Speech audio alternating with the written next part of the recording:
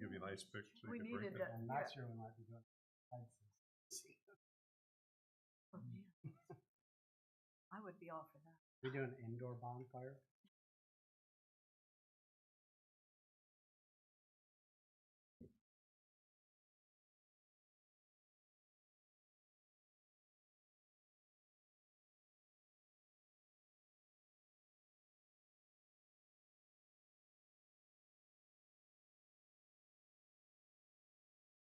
Mhm. There he is. We've been waiting for you with We're bated worrying breath. about you. Or something. Or something. Yeah, they're basketball.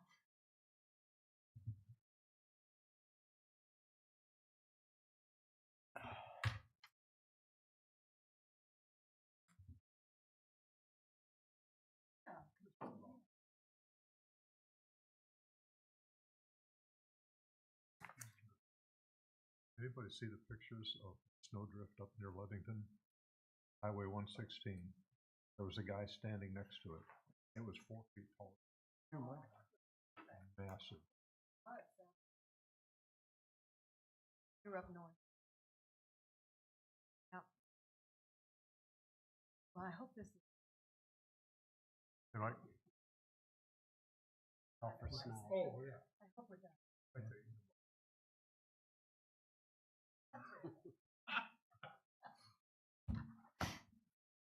It's mine, Dave.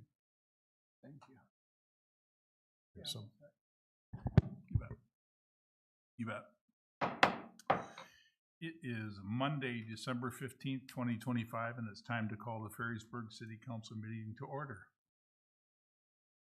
Roll call, please. Councilmember Montgomery. Here. Councilmember Sias. Here. Councilmember Murdoch. Here. Councilmember Kate. Here. Councilmember DeWitt. Here. Councilmember Cook. Here. Mayor Carlson. Here. We could all rise for the Pledge of Allegiance, followed by, or the invocation by Councilmember Kate, followed by the Pledge of Allegiance. Pray. Gracious God, in our hearts we plan our course, but we pray that you would establish our steps. I pray that we would seek your advice, would not make decisions based solely on what we know, but that we follow your wisdom. Grant us your guidance and direction as we place this meeting in your hands. Place our hearts and our minds in your hands so that you may direct us. In Jesus' name. Pledge allegiance to the flag of the United States of America, to the republic for which it stands, one nation, under God, indivisible, with liberty and justice for all.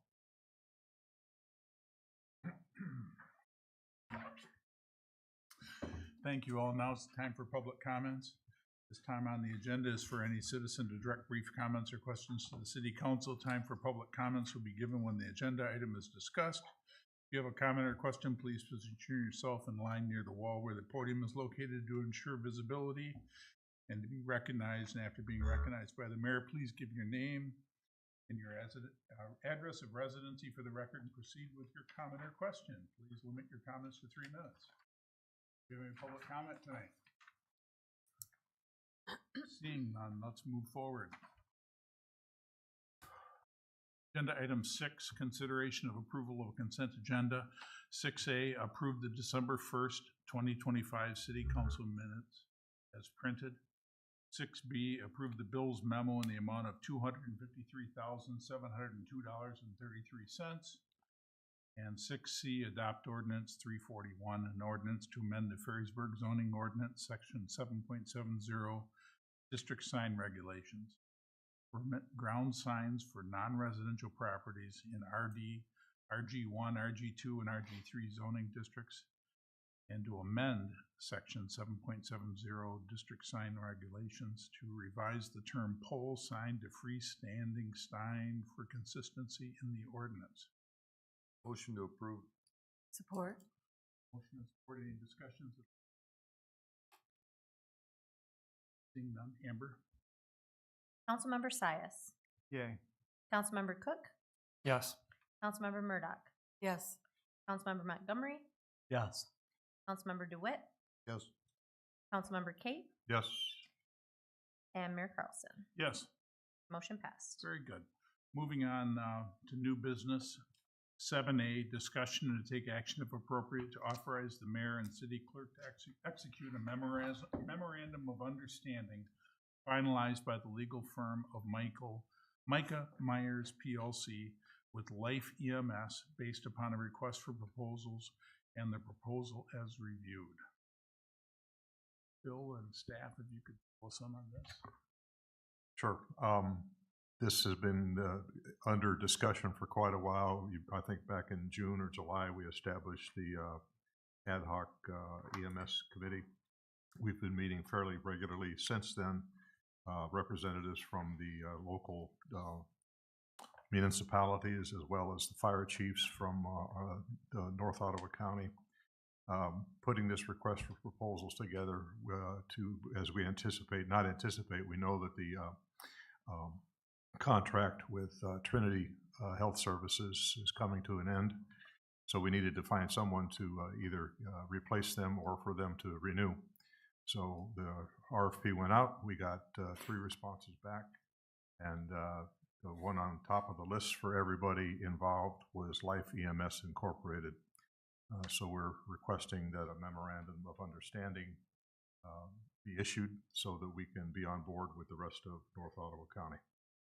And I invited Chief Olthoff here to answer any technical questions. Before we go any further, the recommended motion is on page. Someone motion. I'll make a motion to authorize the MOU.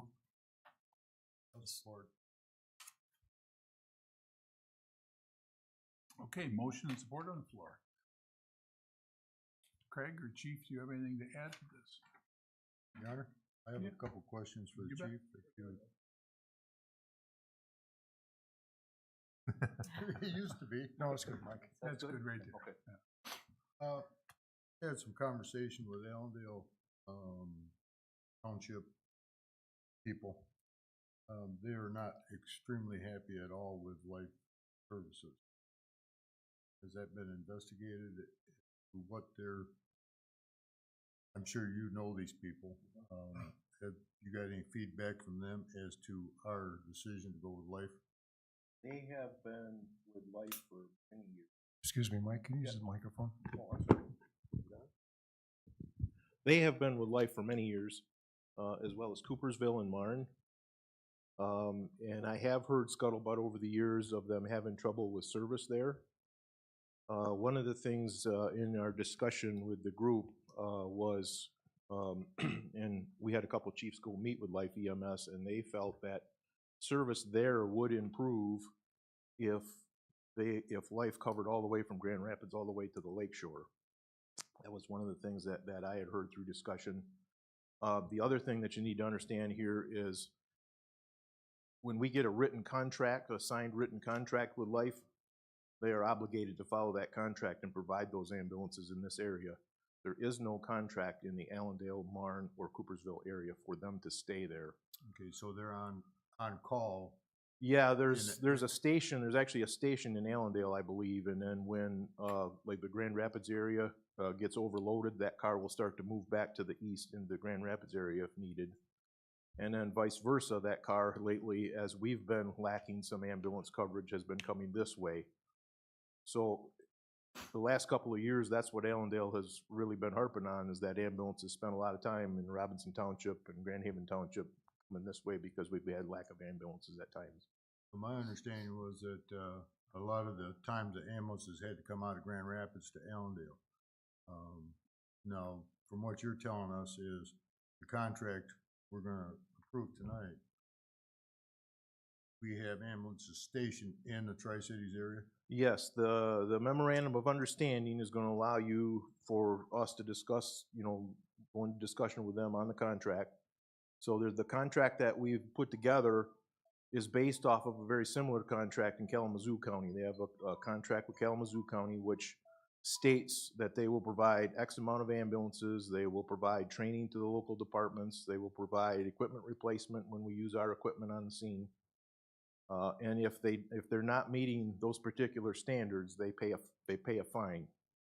We're able to fine them for, lack of service per se. Okay, so you have no concerns with I can't say I don't have no concerns. It's gonna take them a little while to get up and going, once they get established, but all of the chiefs, the talk is that once they get established, they'll build a station here in this area somewhere in Grand Haven or someplace, because obviously their crews are gonna have to have a place to stage, they're gonna have to have a place to eat, they're gonna have to have a place to use the bathroom. So until that happens, the chiefs have offered up our facilities to allow those crews to move around throughout the area as needed. So it's looking like if they come in here and they don't have enough data to really say how many ambulances they actually need here, the contract states they have to provide at least 2. And once they get enough data to determine what they're actually going to need to operate here, more could be added. That's what we've been told. So we will have 2 stationed in the Tri-Cities In the area? Tri-Cities area, yes. Okay, and your concerns are, My biggest concerns right now are the time frame between when Trinity's contract ends and the new contract picks up, because it's going to take us a little bit to get this new contract finalized and through all the local boards' approval. So that's my only concern, is when the Trinity contract stops before the Life EMS contract picks up. now, are they on call at this point in time where? They have been in the area quite a bit lately, yes. In fact, I was talking to Chief Stalzer from Spring Lake today, and he stated that they've had them at a couple of their calls this weekend already too. So they are in the area. Okay. It does take them a little while to get here, because right now they're mutual aid. They're coming in as mutual aid. Right. So depending on when Trinity calls them, obviously they're coming from Grand Rapids, or they could be coming from Allendale, or wherever that closest call is. So depending on the time that mutual aid is requested is the amount of time it takes them to get here. Now, do they have a station in Muskegon? No. Okay. No, they, I think they're covering Oceana County, Mason County, I believe Lake County. And those are the only ones that I know of up north, but Oceana is as close as I know. They have stations in Oceana County. Okay. Thank you for clarifying. Sure. I have a couple other things to say. So I asked some questions on Friday and over the weekend, and the gap in service did come up. My question to staff and maybe the group in general is, do we have any agreement in writing for who will be providing the ambulance services when one contract ends and the other begins? No, we do not. It's going to be, so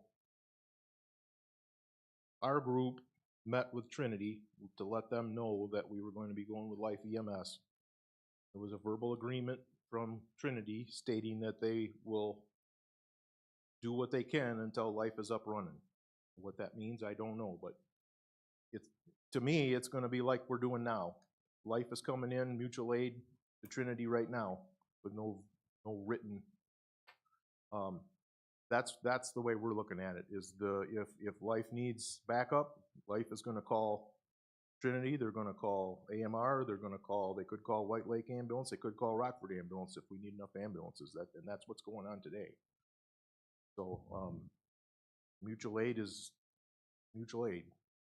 So that's kind of what we're going to be shooting for. That's kind of why we're a little bit behind the 8 ball on getting this contract going. But The other question I asked was, will changing from one provider to another limit where patients can be taken?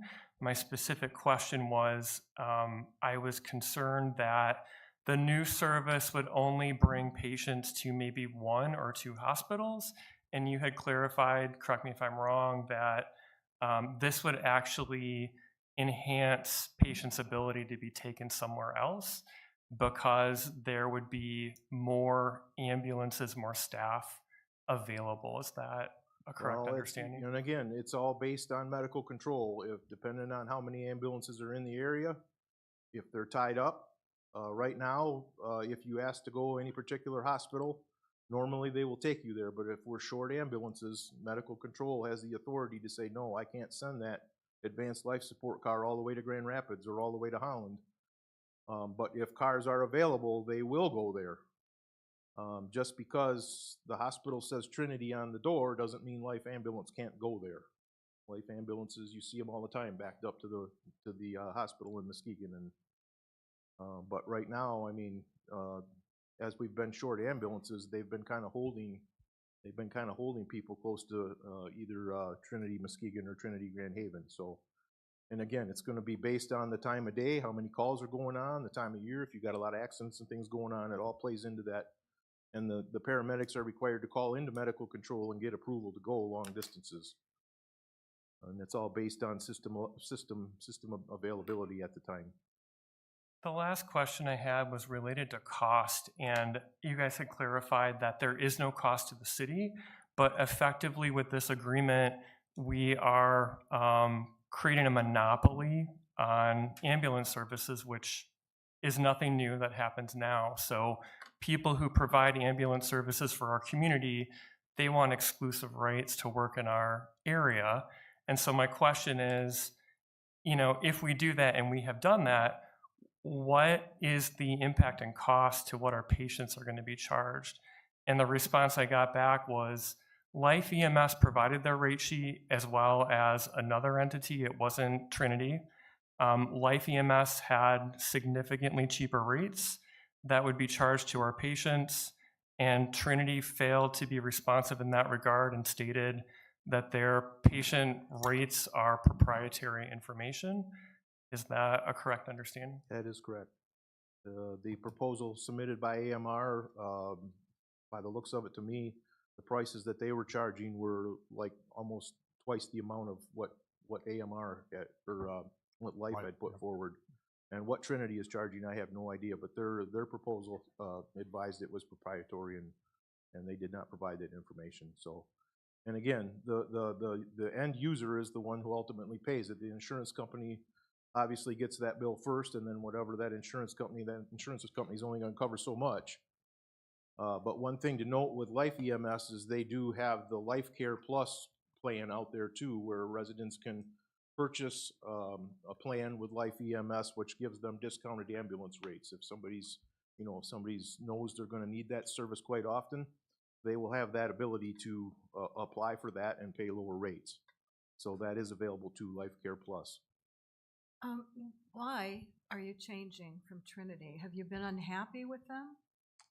I'm not going to bash Trinity. They have been our ambulance provider for, I'll go back to 1972 when it formed as North Ottawa Community Hospital Ambulance Service. Our very own assistant fire chief at the time was part of assembling that service. And we had what I would consider the Cadillac of ambulance services in this area for a long, long time. Fast forward to 2005 is when we signed our first contract with that organization. At that time, it was still under control of North Ottawa Community Hospital. And North Ottawa Community Hospital at that time was owned by the municipalities, or they had municipal say. Since the time that that hospital went private, that service has slowly degraded. And again, I'm not going to bash anybody or anything like that. They have great crews. A couple months ago, they had us. One of the things I will mention is when Trinity took over, they stated that there was going to be no integration of services between the ProMed ambulance in Muskegon and the Grand Haven ambulance. They were going to keep them separate. And then to really nobody's knowing, I believe it was earlier this year or last year, it came out that they were going to integrate these two services together. Dispatch center moved up to Muskegon. Crews were starting to get intermixed. Our crews down here were upset about that. Our crews signed up to work in Grand Haven. They didn't sign up to work in Muskegon. There was some kind of a staff meeting a couple, 3 months ago. A lot of our staff resigned over that. So there's been a lot of things going on in the background here that we've had long wait times for ambulances, which to me is unacceptable. A couple Monday nights ago, a couple of departments, Grand Haven Township and Spring Lake Township, both waited a couple hours for an ambulance. And that's just not acceptable. That's not fair to our staff. It's not fair to our community. So the idea behind the contract is to hold the feet to the fire a little bit more than anything, to meet those standards. of response times and training and equipment replacement. Your Honor. Chief, why is Trinity refusing to contract us and give us a guarantee on coverage? I cannot answer that. I do not know. Would that make a difference in your decision-making? It may. Yeah. It may. Mine. I know there's other chiefs that have really pushed this contract, and the biggest thing is the response times and getting mutual aid here if they need mutual aid. You know, everybody gets busy at some point, and I'm not going to say life is not going to get into that situation, because you have 3-4 calls at a time. That's going to be a strain on the system at any time. But when it becomes an everyday occurrence, when we're sitting out there for an hour waiting for an ambulance to pick somebody up, that's just not acceptable. Your Honor, Anyone else? a Go ahead. follow-up. Mike, in the conversion here, we still have access to ProMed and Trinity out of Muskegon? As far as I know, they are going to help Help cover? with a smooth transition. That's what we've been told. Okay, thank you. I'd like to withdraw my motion and amend it, if possible. I'm withdrawing the motion and I'm making a new one. The new motion is I make a motion to approve the MOU with Life EMS contingent upon having something in writing with our existing provider to provide coverage during the gap. I'll support it. Yeah, I guess my concern is Trinity has no incentive to provide us that. Yeah, I'm not sure that's going to happen. Your Honor, Yes. if you look at the second page of the document you have open right now with the red letterhead, Ferrisburg Fire Department, that second page lays out all the ranking that Trinity, AMR, and Life received from the chiefs that reviewed the 3 RFPs. You can see consistently that Trinity ranked pretty low amongst all the chiefs. Honestly, they didn't seem that interested in providing continued service. That was the overwhelming feeling from everybody on the committee, that Trinity just wasn't interested in continuing any longer. I don't think it's a slant against them. One of the things I did not know going into this, of the 3 that submitted RFPs, only Life and AMR are in the ambulance business only. With Trinity, it's kind of a sideline of their overall health system. I don't know that a written agreement is going to do us any good.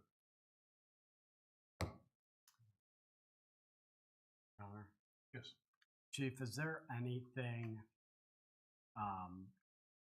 is there any requirements for in our contract, or will there be for average response times? I know there's going to be outliers, but is there anything for average response time expectation? Yes, in the contract that we're looking at, yes, it's a national standard that they're going by. How often do we measure that with? With which, Well, the plan, I guess, for Life. with the If we- plan for Life, it would be on every call, depending on the call, on the level of call. I guess is it a monthly metric that we're holding them to? It would be, I think it was like a 30-day, they're gonna look at it in 30 days and then review, breach of not breach of contract, but not making, yeah, it was like a 30-day, am I correct on that, Bill? We had talked Yes. about that. Okay. Is that something that you'll see? Yes. Okay. Yes. Yeah, the chiefs will continue to monitor. That's one thing we've been goes. struggling with Trinity lately. We haven't been getting consistent response time information. Mm-hmm. And we have the appropriate fines and everything built into the contracts to ensure we get this stuff going forward from Life. From Life, yes. Okay. And like I say, the contract is very similar to what's being done in Kalamazoo County, and it seems to be working down there. Kalamazoo County's happy. As far as I know, Chief Schrader talked to them, and yep. Bill, you've been involved in this intricately. What's your level of concern with the level of coverage during the crossover period? I don't know how to gauge that. It's my I- feeling that if Life is going to do this, Yeah. I think they're gonna step up to You the know, plate. based on what I've been hearing from the chiefs at the various meetings, I think everyone in all the departments is comfortable with Yep. what's been proposed. And I think my gut feeling is that Trinity and Life will work together to get the transfer services accomplished, that we won't, as potential users, we won't suffer. Chief, what is the timeline for having a contract? I haven't heard a time frame on that with the holidays and everything. I know we were trying to get it wrapped up in January sometime, but I'm not exactly sure of a particular date. I know the contract has been put together. There just needs to be discussion with Life of finalization. If I could add one thing, Your Honor, both Grand Haven Township and Spring Lake Township have approved their memorandum of understandings. Ourselves, the Village of Spring Lake, and Grand Haven City Councils are all voting on this tonight. I don't know what's going on. Crockery has passed it and Robinson has passed Okay, it as 'cause well. they're not real good about putting their minutes up on the web, so I don't know. Yeah, those are both Yeah, passed. I've been looking. Yep. So, what's that, 4 out of the 7 then have approved? Yep. Yeah. Your Honor, Yes. what happens if one municipality opts out? Then I would assume probably that municipality is gonna have to search for ambulance service on its own. That isn't gonna affect the contract for the rest of the municipalities? I wouldn't think so, Okay. depending on which municipality dropped out. So if it's a bigger one, it might. If it's a Well- smaller one, it may not matter. Yeah, I would say if City of Grand Haven drops out, that may throw a kink in our tail here. Thank you. So the motion on the floor right now is to execute the MOU with the caveat of, how did you frame it? I'm gonna amend that motion again. I'm Okay. gonna amend the motion to approve the MOU with Life EMS with the contingency that we make our best effort to get something in writing that will cover our citizens and people in our area during the gap period. I still support it. Okay. Motion and support on the floor. Any more discussion on this? Seeing none, Amber? Councilmember Cook, Yes. Councilmember Murdoch, Yes. Councilmember Montgomery, Yes. Councilmember DeWitt, Yes. Councilmember Kate, Yes. Councilmember Sias, Yes. Mayor Carlson. Yes. Motion passed. Thank you. Thank you, Chief. Thank you, Chief. Appreciate it. Moving on to 7B, discussion and take action if appropriate to assign the development and reimbursement agreement between the City of Ferrysburg Brownfield Redevelopment Authority and Roosevelt Road LLC to Ferrysburg Artemis Holdings LLC. Craig, you want to fill us in on this, please? Yes, this is for the Stillwater development being constructed next to City Hall here. It's going through the Brownfield TIF program for financing.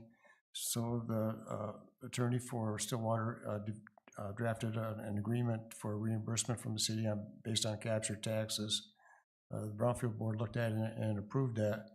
Once it was sent to the state asked that it had multiple LLCs in it, that there be one LLC for the term or for the duration of the project for 28 years. So the agreement was amended to have the Ferrysburg Artemis Holding LLC as the sole LLC in this reimbursement plan. The city attorney has looked at it and recommended that Brownfield's looked at it and approved it and made a recommendation to City Council to approve it as well.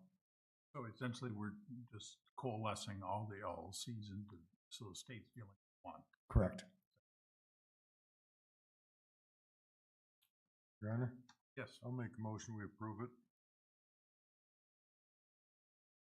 Support. Motion and support. I had a question when I reviewed it. So the Michigan Brownfield Development Act states that the agreement has to be with either the owner or developer. So when I read the proposed agreement, it sounded like the one LLC was reassigning to the other one. So Roosevelt Road LLC is currently identified as the developer, and the language in the agreement is that they are reassigning it to Artemis Holding LLC, which is just a holding company. Is that correct? That's correct. So does the original agreement that the city or its Brownfield Redevelopment Authority have with Roosevelt Road LLC have provisions to reassign the LLC from one to another?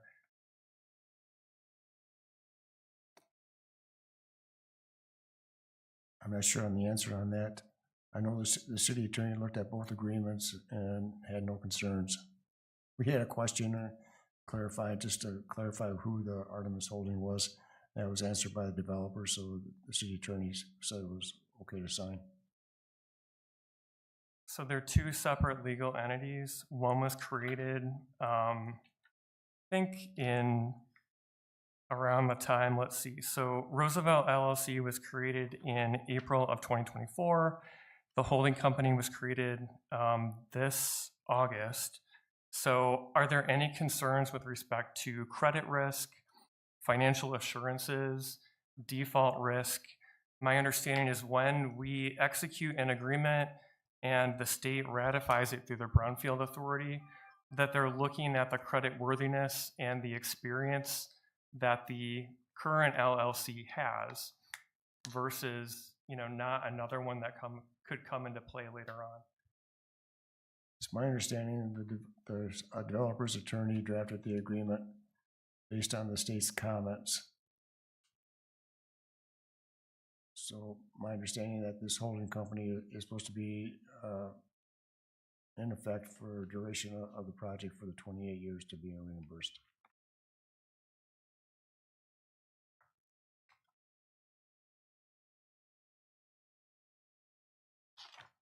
Everything else?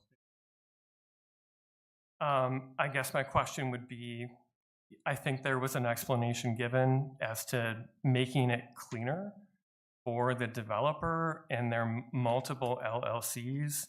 But as far as I can tell, these are two different legal entities. They have different addresses. They have different registered agents. I am just concerned that there doesn't seem to be any information from the Brownfield Authority about whether this might pose a credit risk. I will add that it looks like we're deferring taxes on this property for, is it 30 or 50 years? Capture is for 28 years. Okay, so for 28 years, we're not capturing any taxes on the property, and that the whole deal is financed on the predicate of an estimate of what the property will be worth when it is done and after the 28-year forbearance. So my concern is, does the entity that's taking over the agreement have the same solvency and the same ability to finish the project at the quality that the original one was contracted with? So there's no rush on this. Given this approved tonight, I can take these questions back to the developer and city council, our city attorney, and get clarification. If that's council's desire, we should just table this until the next meeting then, please. We make a motion to table it? Please. Yeah. I'll make that motion. Well, I have a question for Craig. Before we table it, just so he can ask this. What is the need? Why is the developer asking for this change? The state requested it. The original agreement had multiple LLCs in it, and the state just wants to deal with one LLC. Okay. All right. And developer, rather than put it in Roosevelt Road LLC, which our original agreement was with, wants to now change it to Artemis Holdings. That's correct. That's correct. And, yeah, I have the same concerns Dave has. We don't, know much about Artemis Holdings or their, you know, their business, and I think we should, table this and for further review. Okay, so we have a motion and support to table. Not a We've got motion. another motion that we haven't voted on, Your Honor. I will withdraw the first motion. I'll make a motion to put this, table it till when it's convenient, I guess, to hear again. Preferably the next meeting, but if it takes longer than that. Do you want to table this and send it back to Brownfield for their recommendations, or? I think, Lawyer. or I it's think gonna this go- is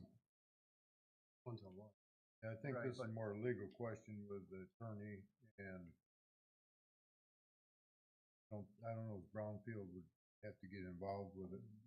Okay, that's all. I just didn't want to step on their toes. So I'll withdraw the motion. The motion is to remand the matter to the city attorney.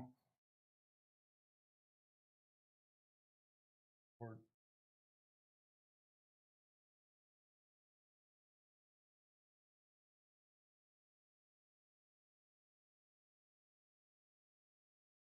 Anyone else have anything?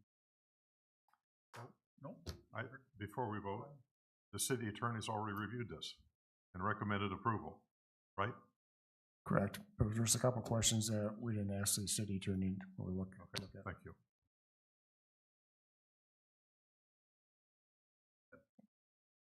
Councilmember Murdoch, Yes. Councilmember Montgomery, Yes. Councilmember DeWitt, yes, Councilmember Kate, No. Councilmember Sias, Yes. Councilmember Cook, Yes. Mayor Carlson. Yes. Motion passed. Very good. Moving on to 7C, Work Session 2026 City Council Goals.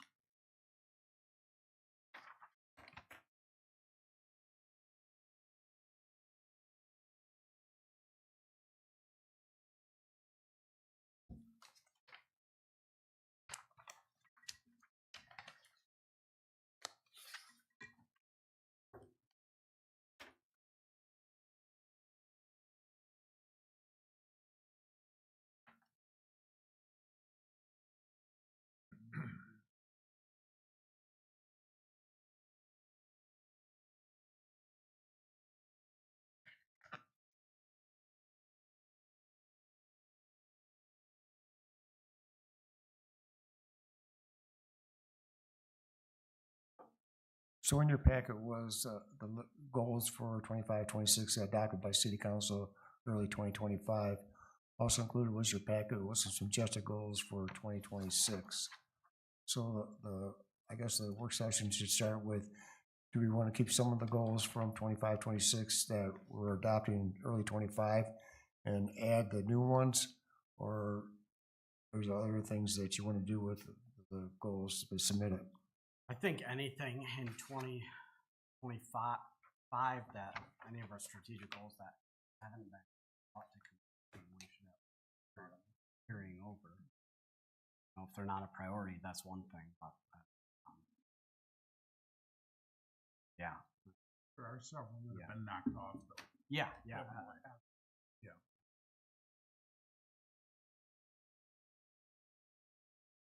Just go down the list, Your Honor. Please. So fiscal responsibility, I would imagine that would stay the same. Helpful. Apps update. As they've been provided with what they want them. And then, I think there was a couple,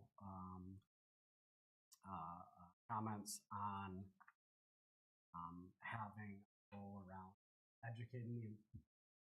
educating the community about potential budget shortfalls and possible Headley overrides or other millages. I think you could add that here in fiscal responsibility or at it in the community confidence and safety way, but here probably works fine. Your Honor? Yep. Craig, when's the millage for the motor pool, expire? 2031. Okay, so that's not an issue at this point. The What street, about- the street millage will expire in 2026. 2026 is the last year we can millage the street, or levy the street millage. Okay, so can we add the street millage, street repair millage to the list? Yeah, I think the request was just to add educating the public on millages in general and the need for Well, I think a we should, millage or a Headley override.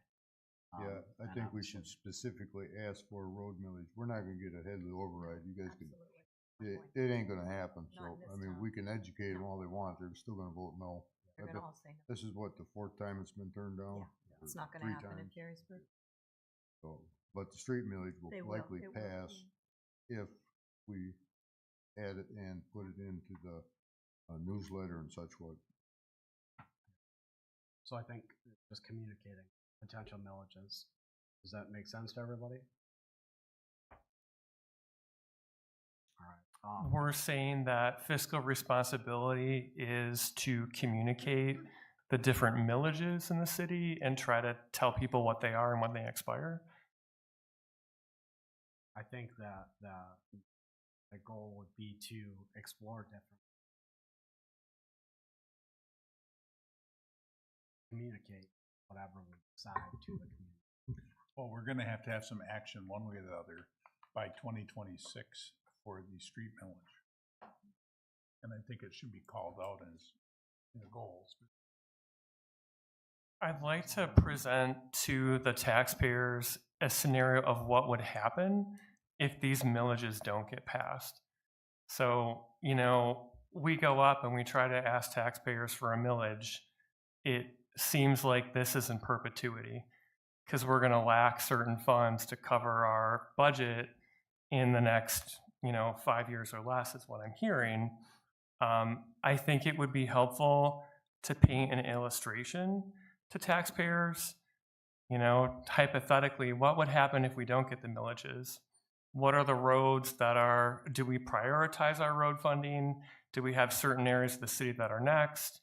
If we don't repass our road millage, after 2026, which roads aren't going to get fixed? What happens to people's cars? Yeah, I think that could all be tied into educating the public, explaining why we're asking for this. But I think you make a good point. Yes. Craig, when we asked for the road millage last, listed specific streets that were with the millage, I don't think we listed specific streets. I think we listed a couple of streets that we wanted to do.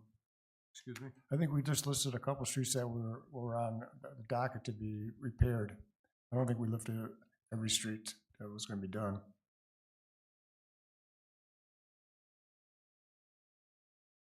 Something else regarding fiscal responsibility was I had made mention of a 5-year projection in terms of revenues and our projected expenses, which the street millage would tie into that. But I think that would be helpful for staff to have to present to this. Does anyone else have anything, comments regarding that? Go ahead. Yeah, I support that. Yeah, I think it's not only helpful for the citizens, but helpful for council too, so it'll help us understand where we are financially year to year and what we're facing. So, yeah, I think that's important that we start looking at projected costs. Staff, is that something that's doable? Yes. Okay. Anyone else have anything regarding fiscal responsibility? Okay.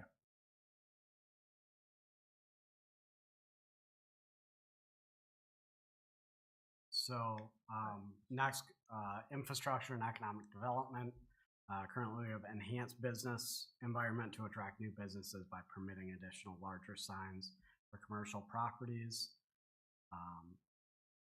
Develop city infrastructure prioritization and funding plan. Communicate Smith's Bridge project to residents. So year to date, we've secured a $526,059 grant to help finance the reconstruction of 168th Avenue, and then Fire Barn Park improvements have begun.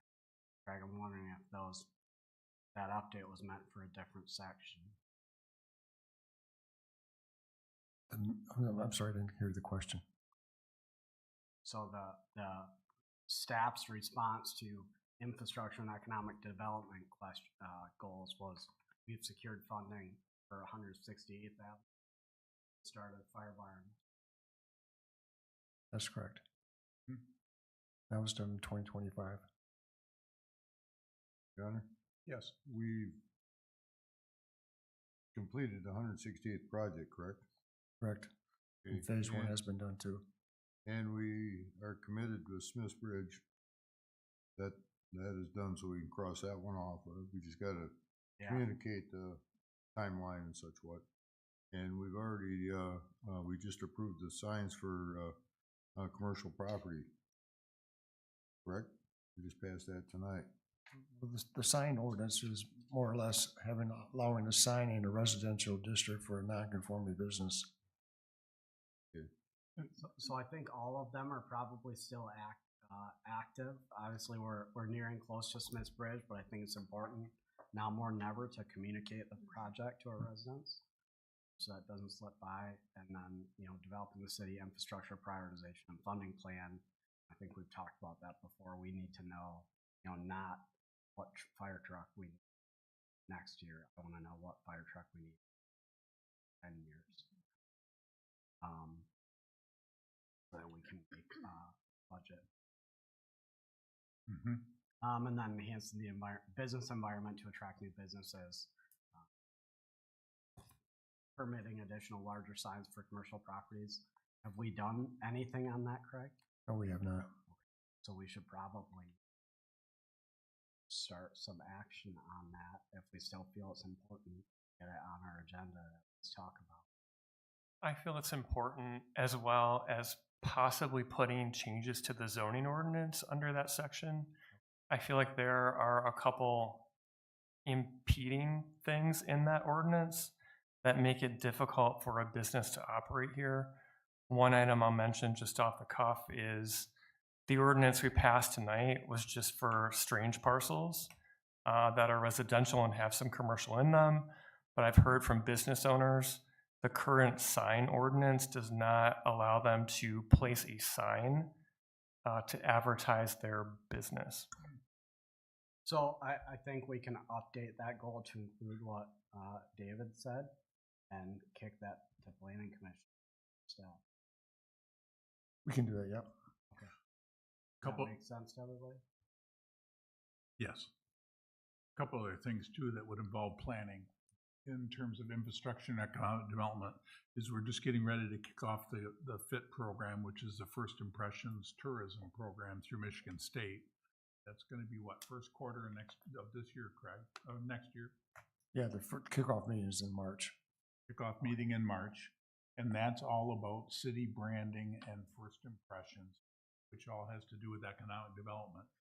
Additionally, Planning Commission is also reviewing a number of different zonings in the area within the city, and looking at it and saying, hey, what could we do to potentially allow taller buildings, allow more residential? What could we do to open up zoning for more commercial? And that's something that planning is working on right now and brainstorming on. And that also could be a city goal as well. Make sure that gets pushed through. Your Honor? Yes. I believe for economic development, if we want businesses to consider Ferrysburg as a place to come and set up shop, that we need to give them a reason. And I know that one of my goals was expanding the 4th of July festivals to a week-long festival. I believe by bringing in outside revenue and showing that Ferrysburg has the potential of growth, that would also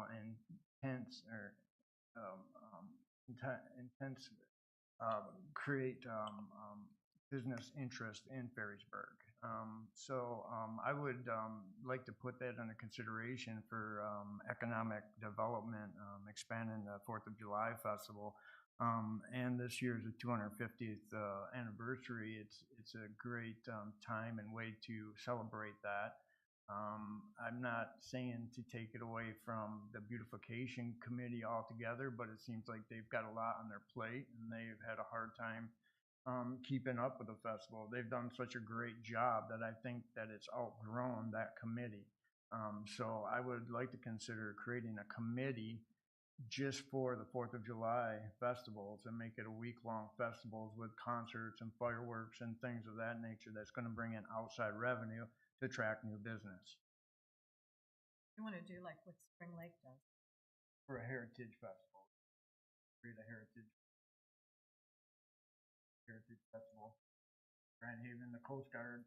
The Coast Guard Festival has their own committee that handles that. You know, I just think that we could really capitalize on the 4th of July. No other community in the area really celebrates the 4th of July other than us in our parade. But I think that we could build on that, and I think that would attract new business.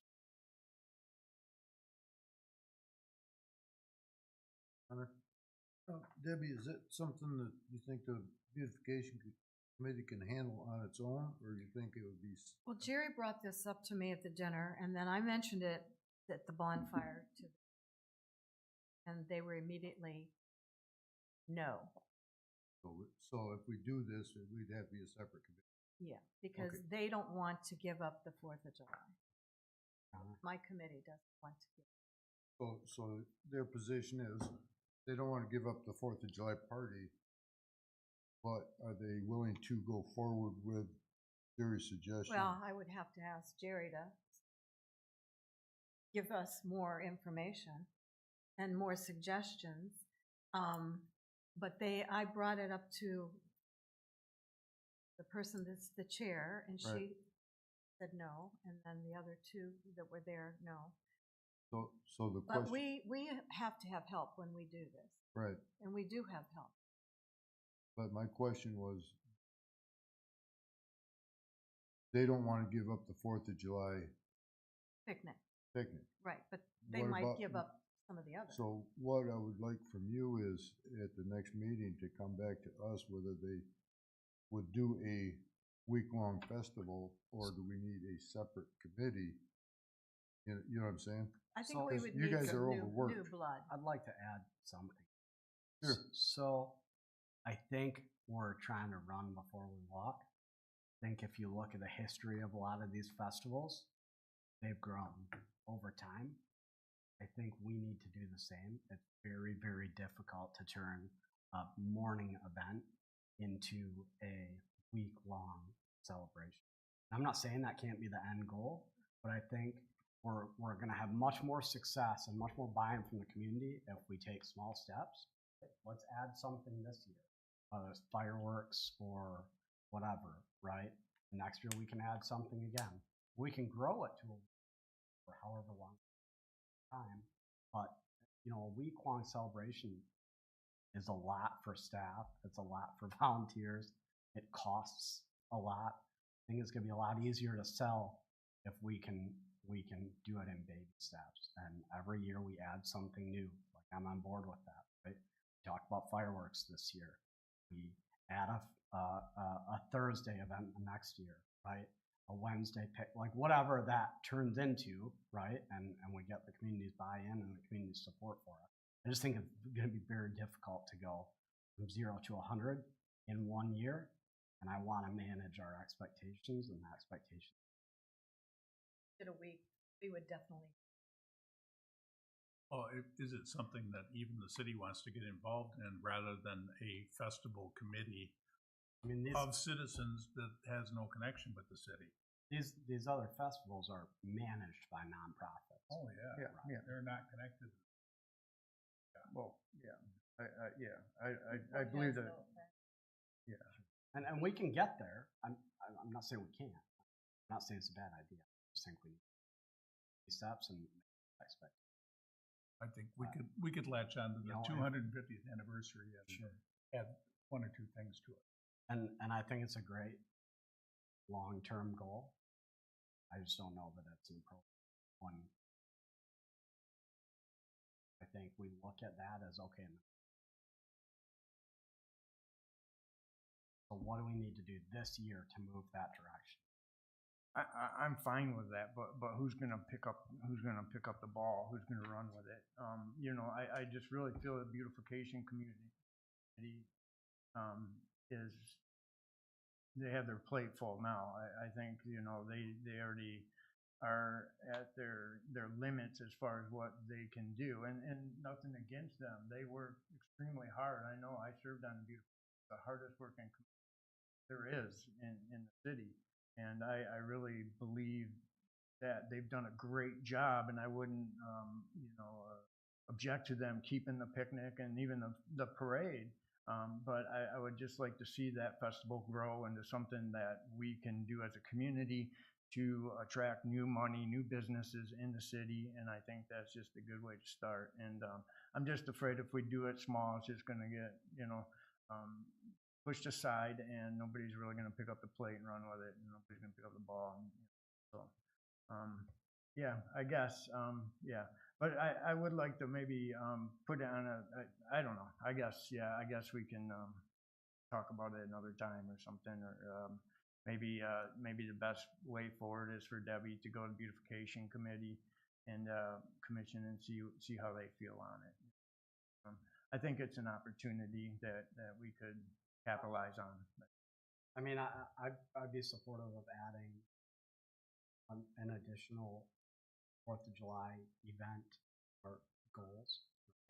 Maybe that's fireworks. I know we've talked about that before. Something. I think that'd be an easier pill to swallow for that beautification commission at this point, especially 6 months out, no budget. Your Honor? Yes. A thought just crossed my mind, as usual. Tawas, I don't know if it's Oscoda or Tawas, but every year they have a softball tournament at the 4th of July that leads into a picnic that leads into the fireworks. I don't know we have enough fields at Coast Guard Park to host a softball tournament, something of that nature. There's one field out there. Just one? Yeah. Oh, that's not, yeah. They got like 30 in that area. So they bring in teams from all over the state. Just a thought. Bad one, but a thought. Pickleball. Yeah, I could do that. As a 4th of July addition, we could do a pickleball tournament, then grow it next year to, and I guess I would be interested in seeing what the beautification committee would be willing, how much more are they willing to do? So for our goal, everybody okay with exploring options to grow our 4th of July festivities? To start. I don't expect it to blow up overnight. I have reasonable expectations of it, but What does it's the going to city take manager time. think? That's a worthy goal to look at. Sure. And we also had on there the FIT program. You have that on there, correct? Yep. So are we good to go to Parks and Rec? I have one more comment in infrastructure and economic development. That would be looking at the zoning ordinance to permit ground-mounted solar panels. Right now, our ordinance only allows roof-mounted panels. I have a lot of contacts outside of this area. They have DTE or Consumers Energy, and their rate increases in electricity are ouch, for lack of a better word. I think if we were to be more flexible in our zoning ordinance, we may get businesses that say, you know what, I can generate a lot of my own electricity in Ferrysburg and hook into the Grand Haven Board of Light and Power, which is one of the cheaper providers in the entire state. I think that would be very attractive to businesses. So that's something I'd like to propose. I agree with Dave. I think our whole renewable energy zoning needs to be looked at, honestly, especially the solar. I think we lack in a lot of zoning for solar, so something we definitely need to look at. So I support.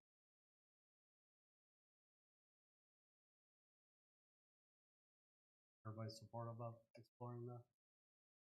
Yeah. Great. You got that, Craig? Yep. Parks and Rec. So currently we have installing light bollards along the western portion of Coast Guard Park walking path, enhancing the appearance of Coast Guard Park entrance, securing parks and recreation properties, satisfy federal grant requirements, and then I think the only other one, Jerry sent in one for a kayak launch, which we've talked about before as well. This one's tough because a lot of it is great goals. It's all revolving. We did make some improvements to Coast Guard Park, or I'm sorry, the improvements included in the 25-26 city budget. Where we gotta do those lights in the spring, Craig? We're looking at it. Okay. And then documents are being finalized for transferring 1 acre of the city to satisfy the federal grant requirements. They're great. So I would argue we probably keep all these on until they're checked off officially. And then I'm supportive of adding the kayak launch too. I just don't know if it's we've included it in our 2026 budget. There's some money budgeted for kayak launch. And side note, our goal into when we do our so they coordinate it.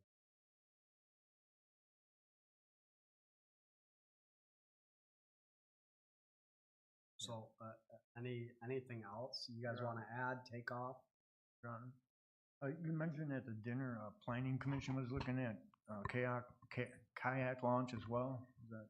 Well, it's something that has been discussed, but we're also looking at it and saying, hey, fantastic kayak launch out at Ottawa Sands now, city.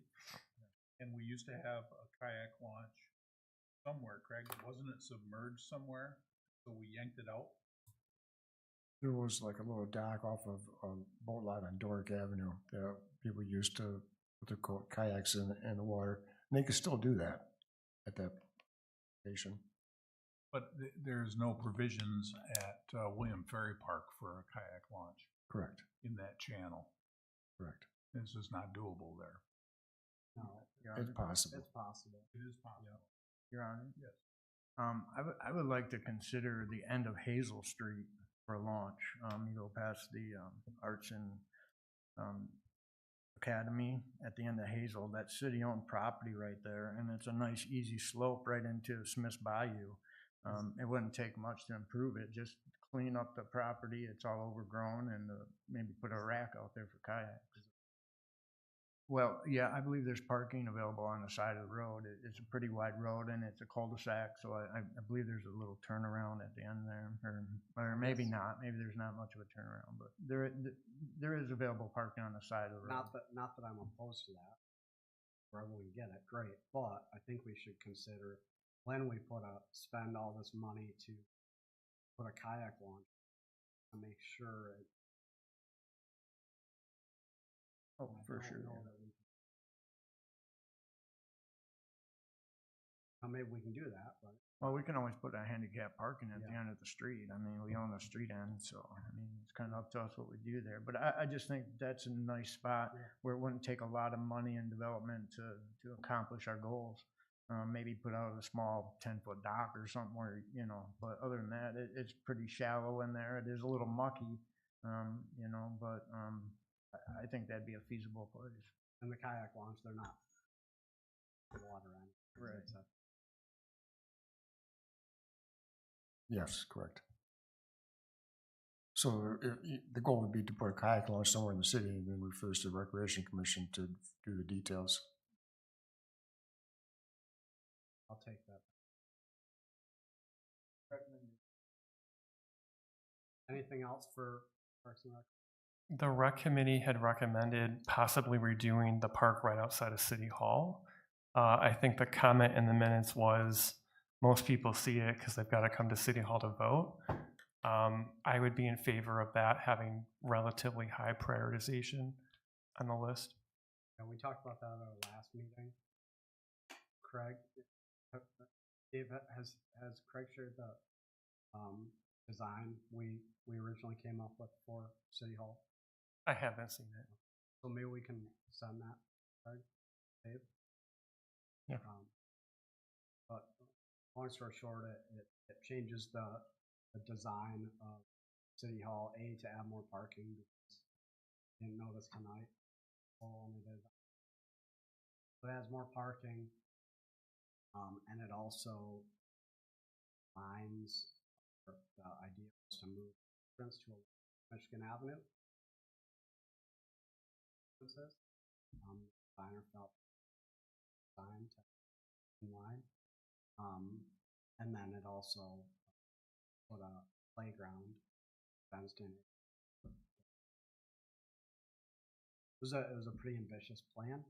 I know we did part of it on this side of the building with parking at one point.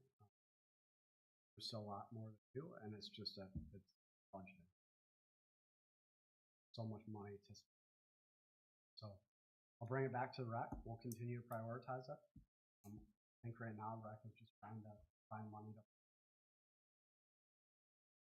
Fire Barn Park, but certainly bring something, you know, at least an idea of what it's going to cost, so we can. All right. I have a question, Craig. How long before we meet our grant obligation as far as our penalties? I understand now with the property that was donated that we meet the obligations to rectify our issues with the grants. What kind of time frame are we looking at? Because that could really help with the park situation. We don't have that acre yet. Everything's being tied together yet, and it's not finalized. Anything else for Parks and Recreation? So the next one's a big one, community confidence and safety. Review charter amendments not passed in 2024 and place them on the November 2025 budget, or ballot, sorry. Enhance the city's virtual and physical brand and communication, especially around the idea of being a small town with outdoor recreation opportunities. And then implement a plan for information sharing. Examples include digital marquee signs, SMS messages, etc. So for 2025, we reviewed placing charter amendments on 2025 ballot. Began process to update the city logo, and digital marquee signs have been ordered and currently on hold until the city logo project is complete. So we actually went through with those marquee signs, correct? That's correct. So those look great. We can always change the logo link. Exercise with Michigan State is a good exercise. So we can include that here or under infrastructure, wherever you guys think it fits best. I didn't see anyone have much to add on this other than what we already have.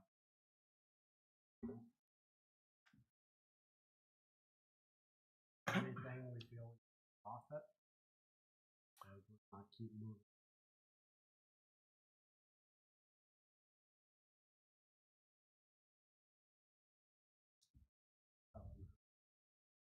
Can someone reiterate what the amendments that were not passed were in 2024? I don't have it locked into my memory anymore. I mean, we put forward about 7 Yes, or and 6 it's very ambitious. changes to the charter regarding elections that stem from the mess we had in 2023. And the voters, for some reason, only approved half of them. Yeah, so our thought is go back with the other half, and I wish I could list those off for you right now, Dave, what they were and what they weren't. It's just going back and finishing up what we started 3 years ago. There's a lot that we brought to the county clerk that he said were different from every other community in our requirements. So a lot of it was just.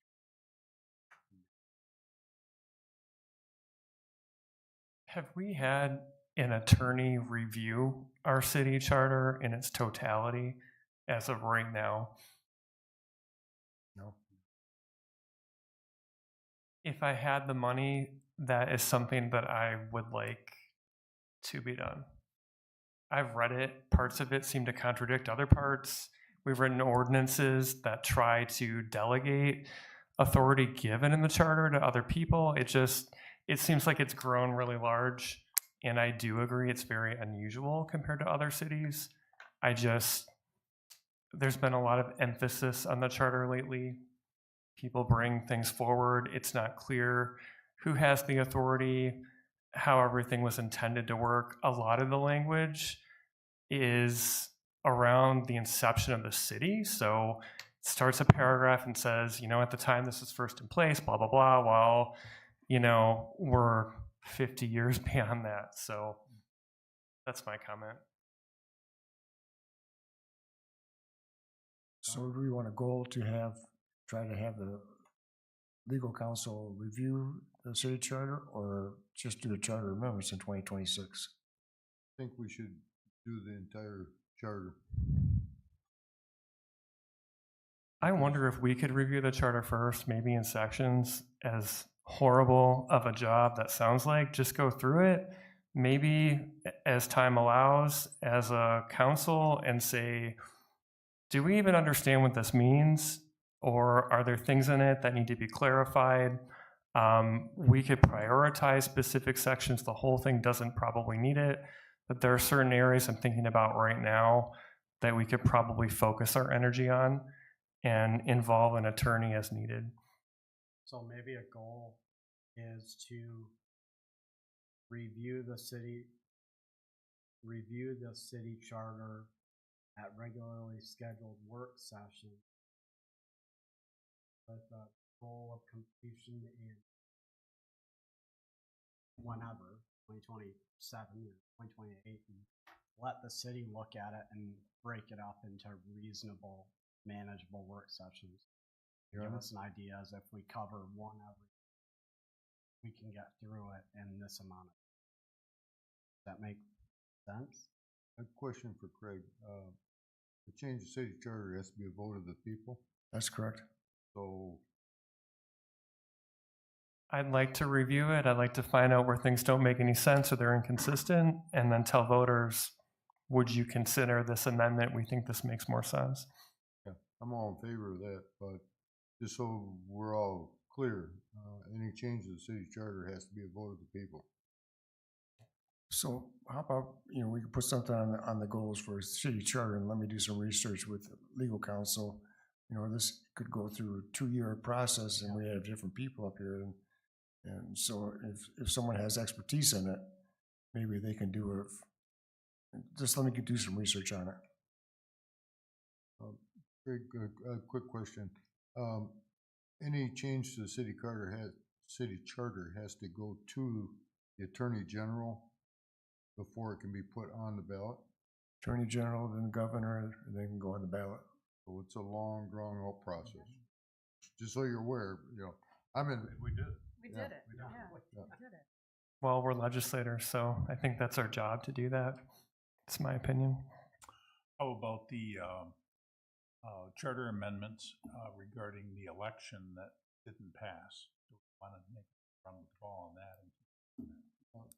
Hunter, Craig, the ones that didn't pass, could you put it in our packet next? Yes, I can. So we can review them? Off the top of my head, I can't recall. A couple of them had to do with council pay and pay for meetings, and one was general neutral terms in the charter. Gender neutral terms didn't pass? No. Yeah. Amber, did you still have to initial all the, okay, so that didn't pass.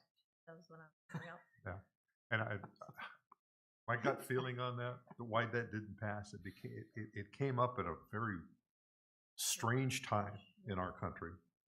with all the trans and all the discussion about pronouns and all that nonsense, I didn't want to talk about pronouns. I wanted to talk gender neutral so that we could cover the idea of having either a male or a female county clerk or a male or a female city manager.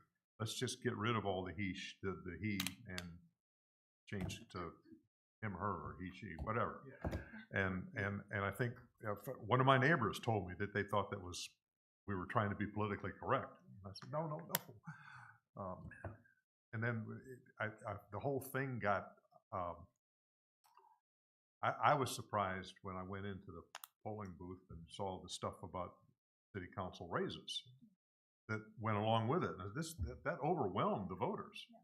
If we'd have stuck to the city charter issues about the election requirements, I think we would have had a better chance of getting them all passed, but we kind of blew ourselves out of the water. Yeah, I think we need to go for one or possibly two charter amendments as opposed to, what was there, 7 or 8 on the ballot? Dave, I just found my copy, the PDF of the city charter amendment that we put forward. I'll send it to you. Thank you. Lastly, does anybody have anything else to add? We want to explore, I know we've talked about it in past years, making an effort to diversify our boards and commissions, getting new people to new residents to a lot of people doing double, triple duty. We do have a lot of new people as well. I look at planning commission and there's been quite a bit of turnover there. Fresh face. A lot of them do more than one board. I agree. They're new to planning, but not. Certainly wouldn't be opposed to having it as Anybody else?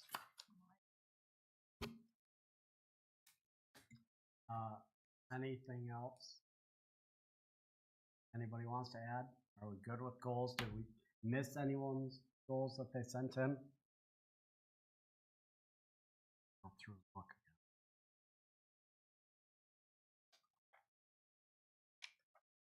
Jerry, you did have maintain, repair infrastructure roads and roads. Yeah. Are you satisfied that that's covered or not?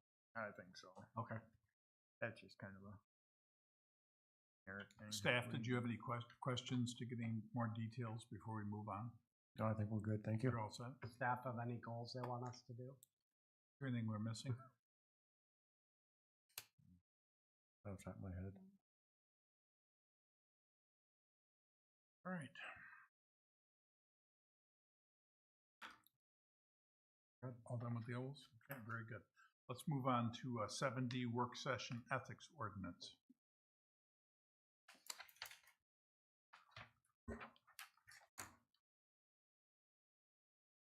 In your packet was some comments regarding the ethics ordinance and the reply from the city attorney listed in red.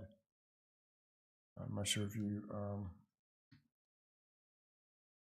want to move forward with his comments and recommendations, or there was another question regarding the last point for discussion points. I haven't heard back from the city attorney on that one yet.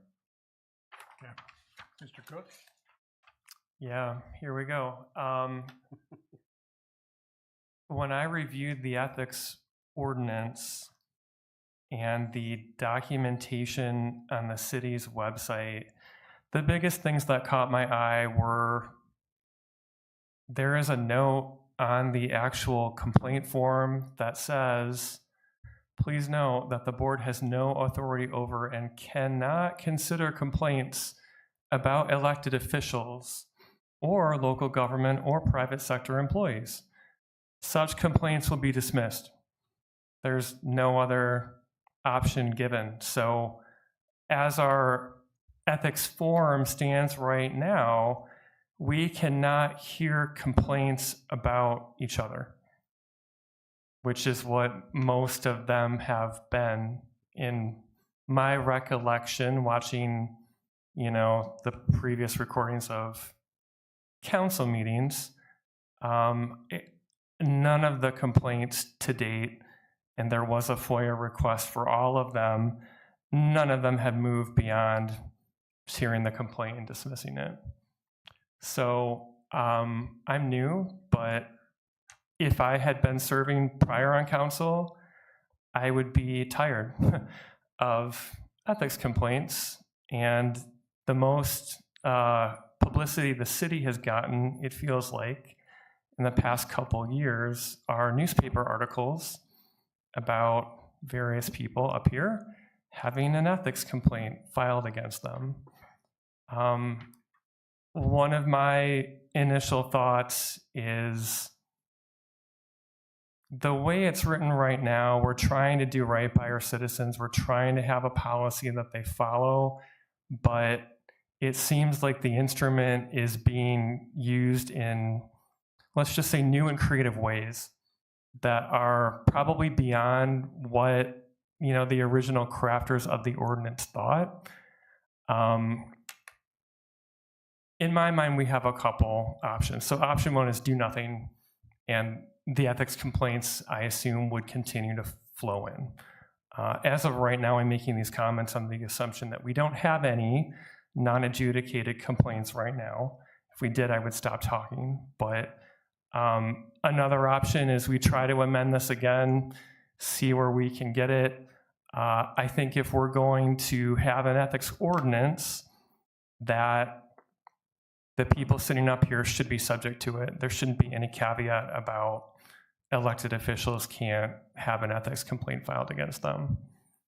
The last option, which I'm kind of leaning towards right now, is to gut the complete ordinance, take it out.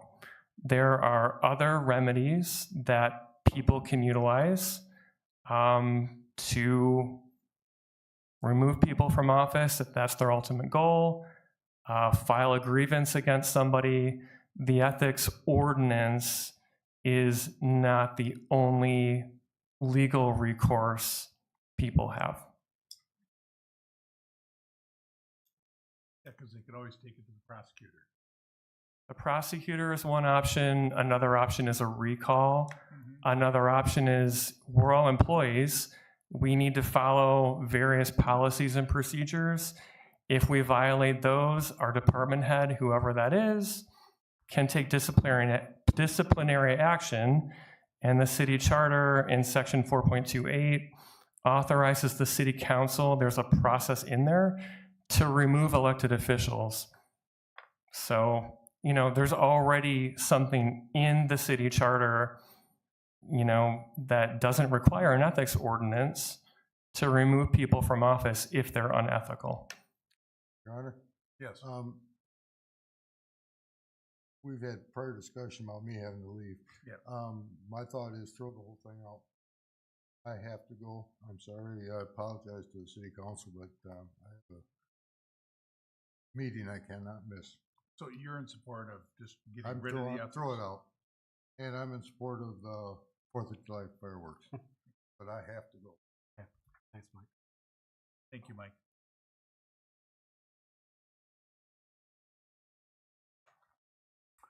Well, it certainly is. It seems like many of the ethics complaints have been timed out for maximum effect, and getting a hold of the newspaper ahead of time, timed out. And certainly a lot of publicity the city has garnered has been negative based upon ethics ordinances, ethics violations, which is really unfortunate. Yes. In my opinion, have been frivolous. And it's just like little kids in a playground throwing stones at each other. Ridiculous. So I'm with Mike. I think we should vote on that. Got it. It was very disheartening to hear that it's near impossible to prosecute a frivolous claim. You know, I think originally assumed a better nature.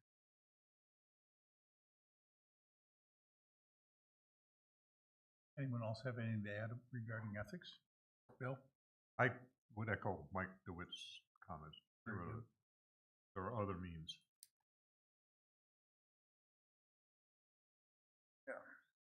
you know, I'm I'm at my end with the ethics ordinance and trying to hold this committee to ethical standards. You know, every time we turn around, it's something new with this ethics ordinance, and it doesn't seem like anything that we can enforce anyways. And it's just taking up a lot of time and money. And I'm not condemning the people who submit complaints. If one of us do something wrong, they have and should have every right to file a complaint against us. And it's not that all the complaints were frivolous. It's just that, you know, we had a hard time holding the board accountable. And our city attorney's job is to defend the city council, not to hold it accountable to ethics complaints. And I think a lot of the reasons a lot of the complaints went nowhere is for that purpose, not necessarily because they were frivolous. Some of them, yes, were frivolous, but some of them held water and probably should have been looked at a little closer. But, you know, the way that the ordinance is written now, it's just not plausible. So I'm with Mike. Yeah, I'm just tired of it. Well, we've heard from everybody. Anyone else have anything else to add that hasn't been discussed? No? Okay. Let's move on. Work session 7C, 2026 4th of July fireworks. Staff, you want to fill us in on this? Yes, next year is the 250th anniversary of the nation. The community has got together and discussed ways to celebrate. One of the ideas thrown on the table was to everybody, all the communities, and contribute to the 4th of July fireworks and really make a spectacular firework event this year for the 250th anniversary. The suggested amount was between $5,000 and $7,500. Where would we do it? I'm sorry? Where? In Grand Haven, would be the Grand Haven fireworks. So they're Grand Haven fireworks Yes, so or Tri-City fireworks? Haven fireworks, I'm against it. Well, the Grand Haven fireworks that we help pay. Yeah, I don't think. yes, it would be on the 4th of July in Grand Haven. I'm sure a typical spot where they shoot them off every year on the 4th of July. Seem to like to include us when they need money. Right.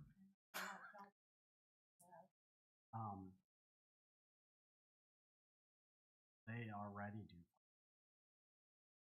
Yes. Have we ever paid before? No, they just want to do above what they normally do for the 250th anniversary. And it wasn't a Grand Haven City request or comment, or it was from another member of another community. I'm supportive of celebrating. Not excited about paying for it, but I'd like somehow if we could be presented by, like, including us and presented by the city of Perrysburg and the city. They came and asked permission here, and they set off fireworks for somebody's birthday right in my backyard in the Spring Lake on the barge. I don't know what he paid, but I bet it was probably about that much. It was out of sight, and that would be for Perrysburg. So when the comment came across, my comment was, well, we do the 4th of July, we spend some money on the 4th of July. I'm not sure we want to spend a lot more money for fireworks. If city council is so inclined, you know, we could put a smaller dollar amount towards the fireworks, and with the caveat that, you know, Perrysburg's listed as a contributor to it. Well, I'm just looking at it and thinking to myself, if we gave $7,500 or $6,000 to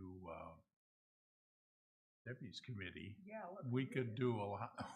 We could have a lot more effect in our community with our 4th of July celebration, with more better entertainment, more concerts in the park, and that's a lot more bang for our buck. I know fireworks are expensive. Maybe we direct city staff to explore what it would cost for us.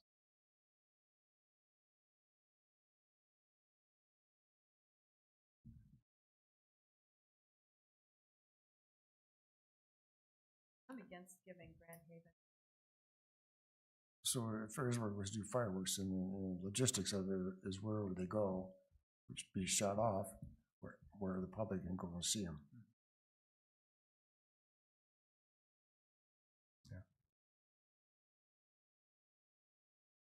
That's more than my car is worth that I'm driving right now. And to spend that much money on something that's going to be gone in 5 minutes, I would agree there's probably better uses of that money. Everyone agree? Disagree? Okay, very good. I don't know. All right. I go to the picnic. I hear you. I go to the picnic. I hear you. We saw you bounce out. I go to the mayor's park. Anyone else have any comments about the 4th of July fireworks? Seeing none, let's move on to public comments. Anyone have any public comment tonight? Seeing none. Move on. Report, city manager. No report? Okay. City council members. No report. No report. Well, I have something to say. Okay. We had our bonfire and Carol Sing, and I think we were all insane to be there. It was so cold. But surprisingly, it was a great fire. The firemen did a great job. We had quite a few people there. Yeah. Santa was great. It was. Passed out, candy canes, Mrs. Claus. And there were a lot of kids. So I guess even though it was really cold, and the hot chocolate that CC's donated was very good. So all in all, I think it was a success. Hopefully next year it's not that cold. That was cold. And the Yep. report? And report, okay. And a huge thank you to Chief and the fire department. I'm assuming it's a voluntold event, but we appreciate them Left you a lot of donuts. bearing the cold with us. Yeah. Yeah.